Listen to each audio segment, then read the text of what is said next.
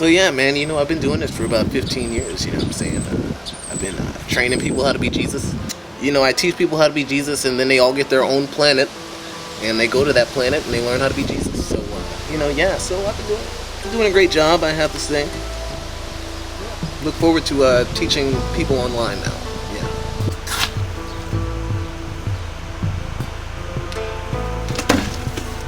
Welcome to Jesus Academy. I'm gonna teach you how to be Jesus. Every Jesus who's ever existed has been through me. Come closer. I'll tell you a secret. Now when I teach you how to be Jesus, you're gonna learn some Qualified for this new Jesus job. What are your credentials? I went to school at the University of Jesus. UJ? Yeah, and I got my bachelor's degree in Jesus training, physical training, and Nice. Jesus mental training, and Jesus chemical training, which is what we're going to be doing today. The science of Jesus. There's a whole rule book that they say. What was the word? What was the phrase? Bible. The Bible. Yeah, the Bible is that chemical handbook there. If you ever want to dabble, you dabble with that. You like Jesus? You in there? Jesus? You in there? Oh, shit. Yeah, man, come on in, yeah. It's cool you can smoke in here. One of the most important things you need to know about being Jesus is the ability to turn water into wine. Alright, kids, listen up. I'll tell you how to make this wine, alright? We're trying to turn water into wine. So you're gonna need water first of all. When you have these carbohydrates in there, it can be, divided up into simple carbs, like sugars, and more complex ones like the pectins and the glucans. And you need that in there to make wine. The main acids present in grapes are the tartaric acids and the malic acids. They have the carbon atoms in there, which is, what makes the high acidity in the wine. And obviously, if you want to drink good wine, you gotta have alcohols in there. Ethanol is produced during the fermentation of the yeast from the sugar. Phenolics. Did I misspell alcohols? Put his O in there.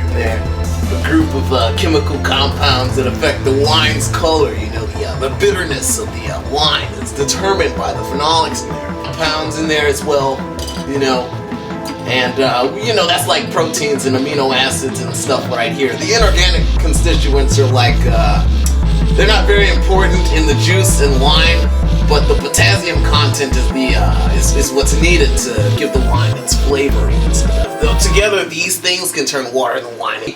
I always have like a combination of these things. If you put it all in there, and then you gotta shake it up. And we're just gonna put it in the water, like right here. Let it sit, for a couple days. And then, it even transforms the bottle into wine. This is totally wine. Alright, guys. There's a lot of things you learn here today at Jesus Academy, where I teach you how to be Jesus. But now it's time to put your big boy goggles on, man. You're about to learn you some serious stuff. There's a chemical Unreported. called dimethyltryptamine. Alright? It's DMT. It's released into the brain and binds to your serotonin receptors. Serotonin receptors begin to fire, although there's no serotonin present. Allegedly. This causes the mind to get a little bit woke, okay? Now, if you're gonna be Jesus, you don't want this chemical around. Because if people are woke, people aren't gonna listen to you, man. DMT ain't present. Learn how to turn your water into wine. Alright? Unconfirmed. You know what I'm saying? So yeah, good luck being Jesus on your planet. You got humic acid in there, some saccharides, proteinous material, some, water, there's water in there, aromatic carbon, all that is in the dirt. This covers the entire planet. It's a miserable place to live. When we talk about religious and cultural practices, we aren't speaking only of ancient Egyptians or Mayans. Current-day religions still have practices with interesting chemical aspects. Take, for example, incense. Incense is used by many major religions, including Catholicism and Buddhism, and is also present in non-religious ceremonies in countries like China, India, and Japan. Incense works by combining a fuel and oxidizer mixture. Fuels are often charcoal or wood, and oxidizers are often things like potassium nitrate or sodium nitrate. And they're combined with fragrant materials such as the classic frankincense and myrrh. Often these materials are bound together with a type of plant-based gum. There are two types of incense, direct burning and indirect burning. Direct burning incense is when the flame directly comes in contact with the scented material. This is often the common type of incense found, such as incense sticks.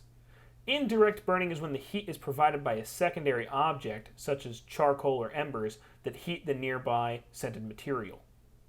Usually the scented material comes from organic materials, often plant-based. These are then extracted and processed into a gum or resin which has a distinct scent, which aerates when heated.